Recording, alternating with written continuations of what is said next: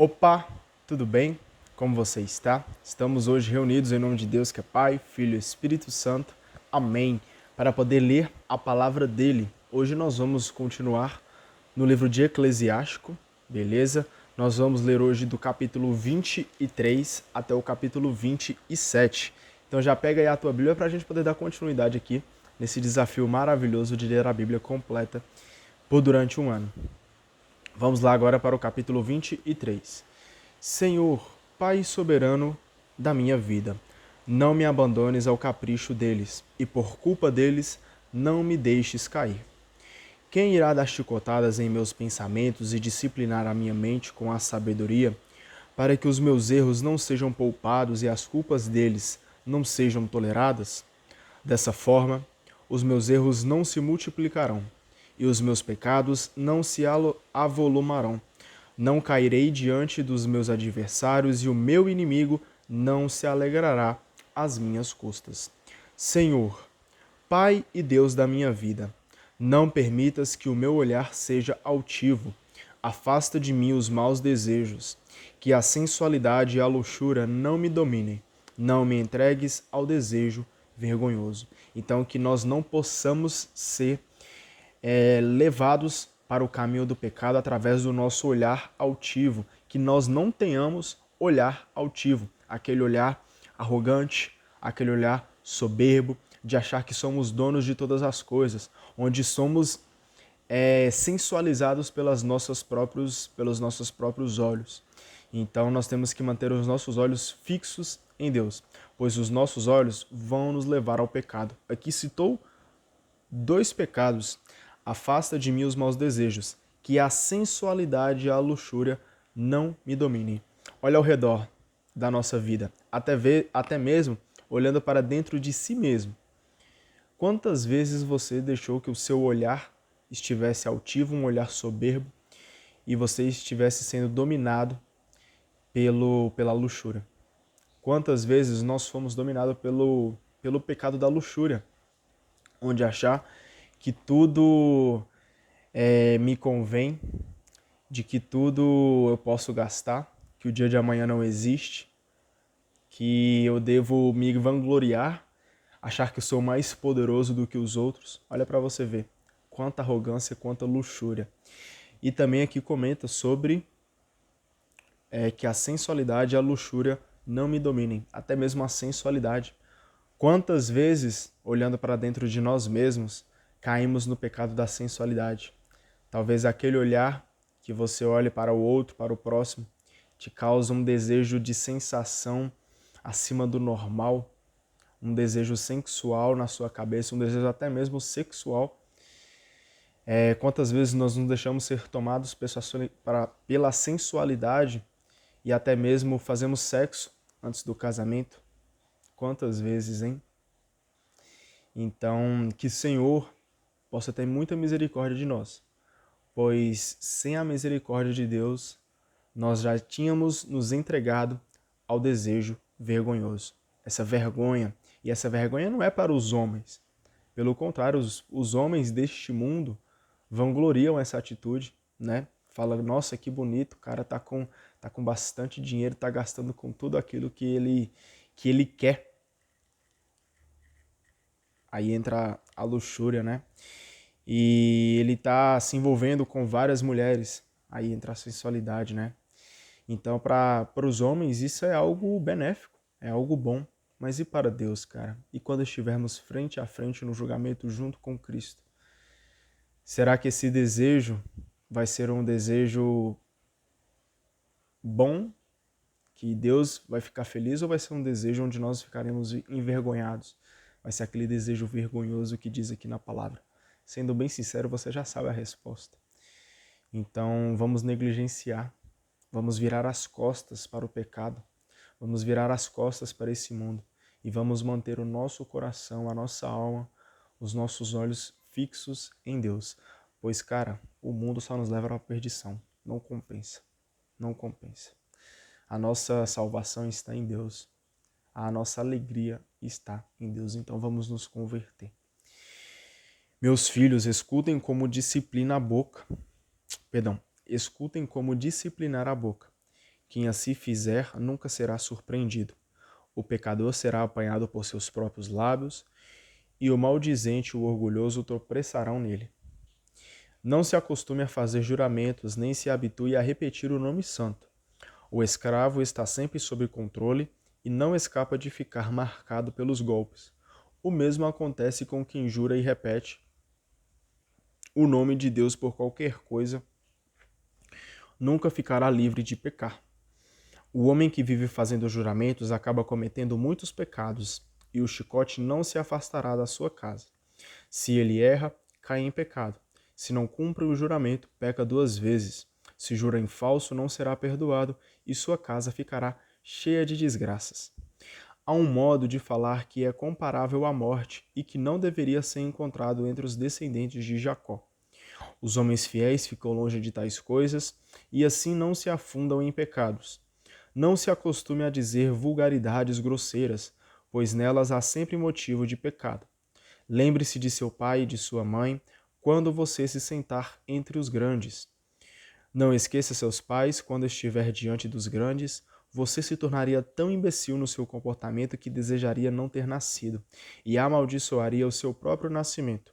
O homem acostumado à linguagem inconveniente ficará incorrigível até o fim da vida. Há 2 espécies de coisas que multiplicam os pecados, e uma terceira que provoca a ira.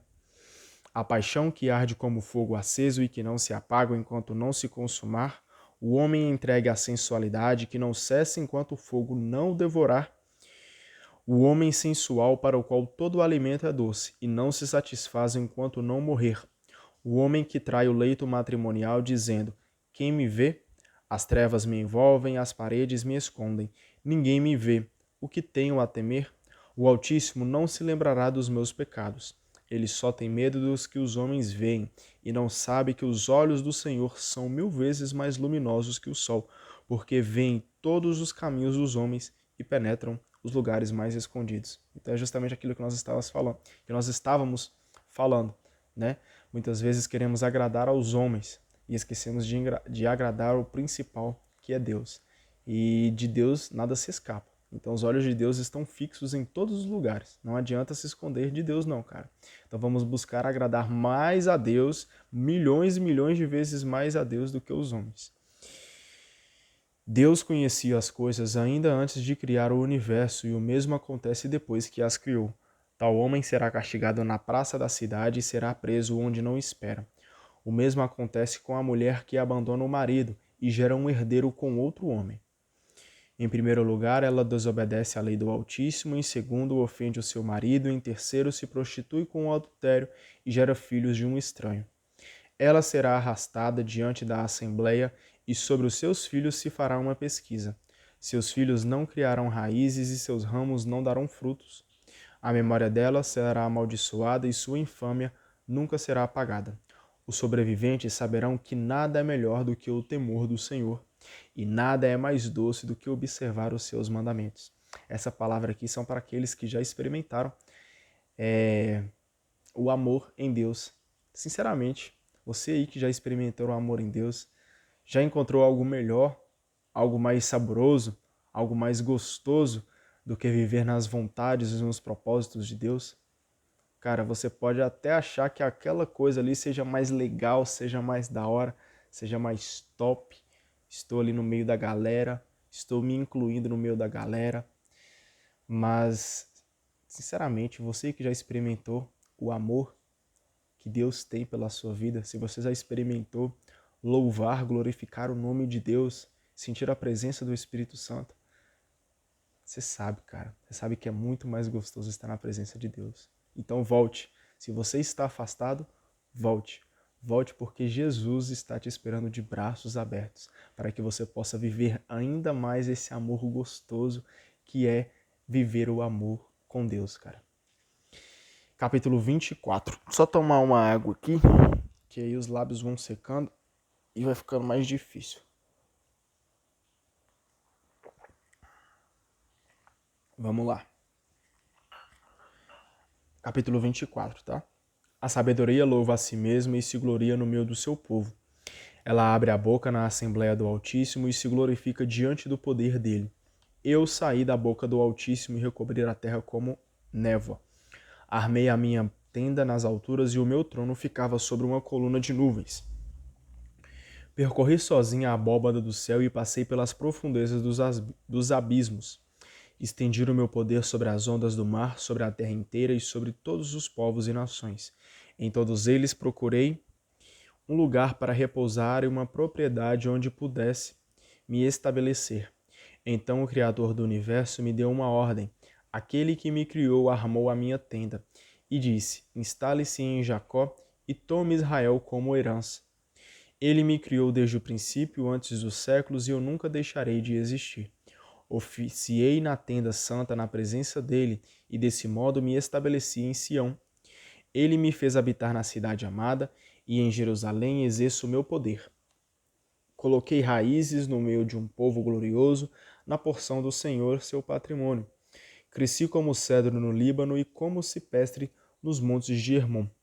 Cresci como palmeira de Engade e como roseira em Jericó. Cresci como oliveira majestosa na planície e fiquei alta como plátano.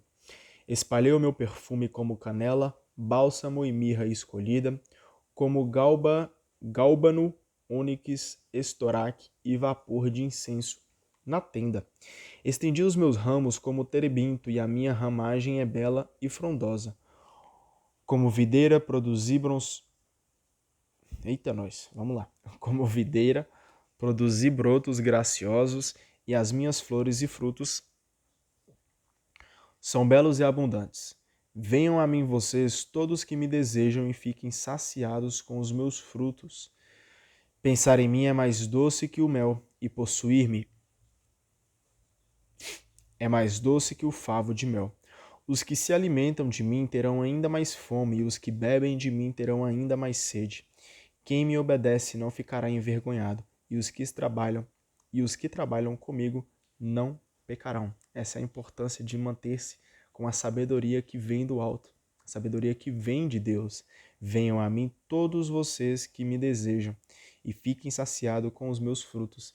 Então, a sabedoria é Deus. A sabedoria vem de Deus. Deus tem o dom da sabedoria e com a sabedoria que vem do alto, nós estaremos saciados. De nada, cara, de nada vai adiantar buscar as coisas desse mundo se não buscarmos em primeiro lugar a sabedoria que vem de Deus. Amar a Deus sempre acima de todas as coisas. Então peça para que Deus te dê a sabedoria, para que você possa viver segundo a vontade de Deus. E aí continua aqui, né? Quem me obedece não ficará envergonhado, e os que trabalham comigo não pecarão. Então aqueles que andam com a sabedoria que vem de Deus, cara, não vão cair em tentação, não vão cair em pecado. Serão filhos fiéis que amam a Deus sobre todas as coisas. Obviamente, alguém aqui pode até interpretar isso errado, não estou dizendo aqui que nós somos santos. Infelizmente, pelas nossas próprias escolhas, né, caímos no pecado. Por isso a importância de até mesmo ter sabedoria de pedir perdão para Deus, pedir perdão de entender que nós não somos nada sem Ele, de entender que nós precisamos do perdão que vem do Senhor, pois é só através da mão misericordiosa de Jesus que nós somos salvos. Então entendermos que precisamos de perdão. Isso é ser sábio, é entender que você é pecador e que nós temos um Deus 100% fiel e é um Deus que nos perdoa. Então se entregue verdadeiramente, se arrependa verdadeiramente que o Senhor vai te perdoar, tá?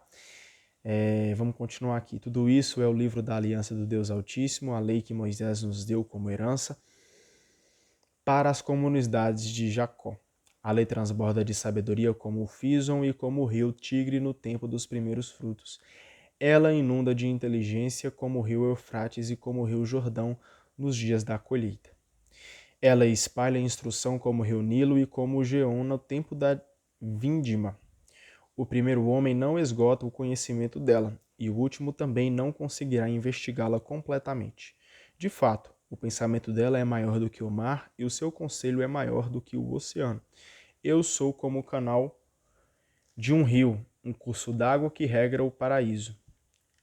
Eu disse: vou regar meu jardim e empapar os meus canteiros, mas o meu canal se tornou um rio, e o meu rio se transformou em mar. Farei que a minha instrução resplandeça como a aurora para que ilumine os lugares mais distantes. Derramarei o ensinamento como profecia e o transmitirei para as gerações futuras. Vejam, não trabalhei apenas para mim, mas para todos os que procuram a sabedoria. Capítulo 25. Três coisas me satisfazem e agradam ao Senhor e aos homens: concórdia entre irmãos, amizade entre vizinhos e mulher vivendo em harmonia com o marido. Há também três tipos de pessoas que eu detesto e cujo comportamento me irrita profundamente: o pobre orgulhoso, o rico mentiroso e o ancião adúltero e sem bom senso. Se você não acumulou na juventude, como poderia encontrar alguma coisa na velhice? Como é belo para os cabelos brancos saber julgar, e para os anciãos saber dar conselhos. Como fica bem a sabedoria para os anciãos e o discernimento sábio para as pessoas honradas. A coroa dos anciãos é uma grande experiência, e o orgulho deles é temer ao Senhor. Há 9 coisas que no meu íntimo considero felizes, e a 10ª eu proclamo com a minha boca. O homem que se alegra com seus filhos, aquele que vive para fazer a ruína de seus inimigos. Feliz aquele que vive com mulher de bom senso, aquele que não faz trabalhar juntos os bois e o burro, aquele que não peca por palavra, aquele que não serve um patrão indigno. Feliz aquele que encontrou a prudência e aquele que fala para quem escuta. Como é grande aquele que encontrou a sabedoria. Mas ninguém ultrapassa aquele que teme ao Senhor. O temor do Senhor ultrapassa tudo. E quem será comparado àquele que o possui? Ou seja, nada se compara com o temor que devemos ter em Deus. Repito, nada se compara com o temor que devemos ter em Deus. Então podemos conquistar tudo neste mundo. Se não tivermos com o temor com Deus em dia, de nada valerá. Então, tema ao Senhor todos os dias.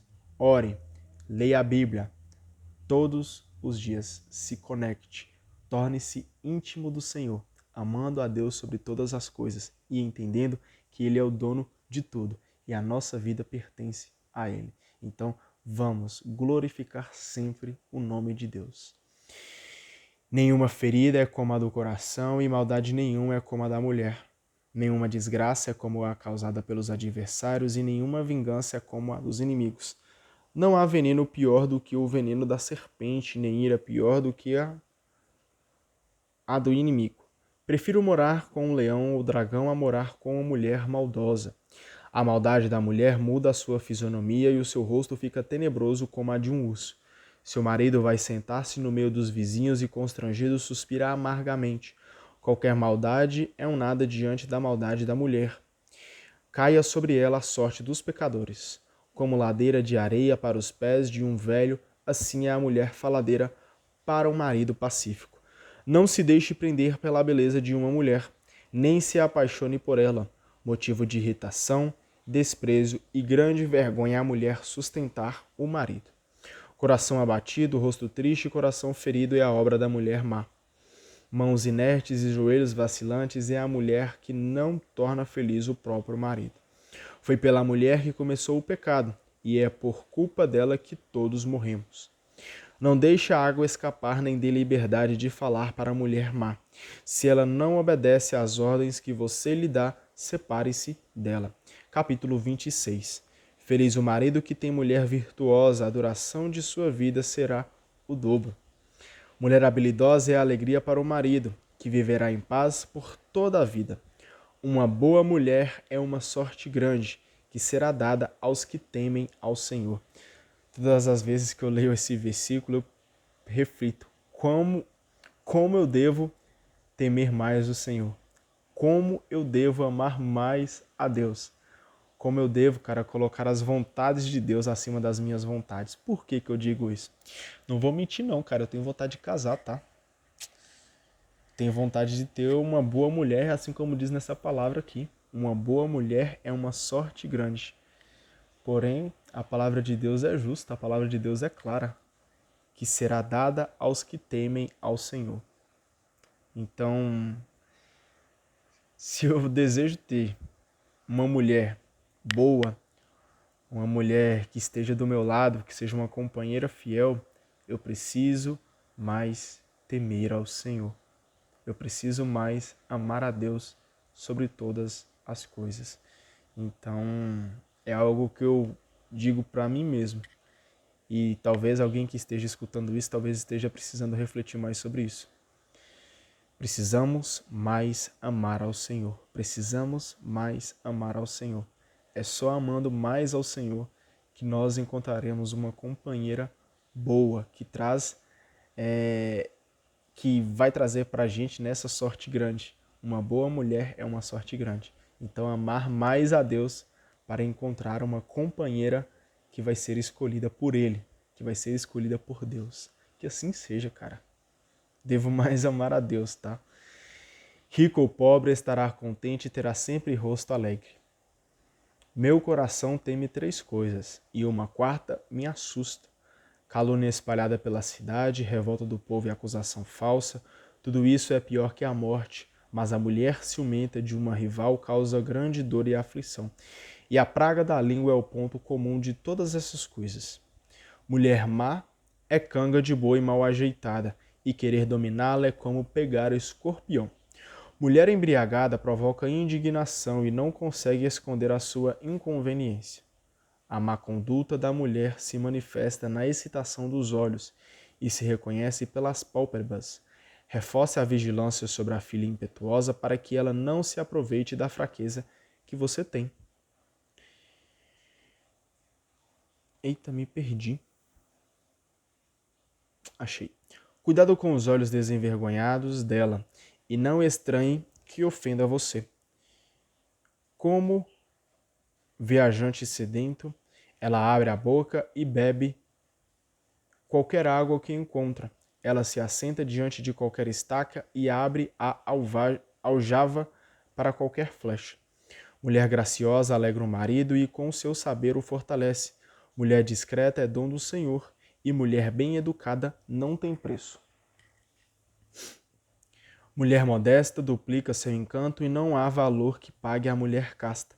Como o sol levantando-se sobre as montanhas do Senhor, assim é a beleza da mulher em sua casa bem arrumada. Como lâmpada brilhando no candelabro sagrado, tal é a beleza do rosto num corpo bem acabado.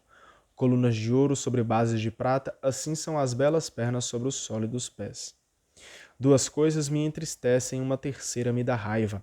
O soldado reduzido à miséria, homens sábios tratados com desprezo e aquele que passa da justiça para o pecado. A este o Senhor o entregará à morte pela espada. Dificilmente o comerciante fica isento de culpa e o negociante fica livre de pecado. Capítulo 27. Muitos pecam por amor ao lucro e quem busca enriquecer-se age sem escrúpulos. Entre as junturas das pedras finca-se a estaca, e entre a compra e a venda o pecado se infiltra. Se a pessoa não se agarra com firmeza ao temor do Senhor, sua casa logo será destruída. Então a importância de colocar a sua firmeza em Deus e não em coisas materiais. Pois se colocarmos a nossa firmeza em Deus, a nossa casa se permanecerá firmes. Vamos construir a nossa casa em rocha e não em terreno que se desfaz.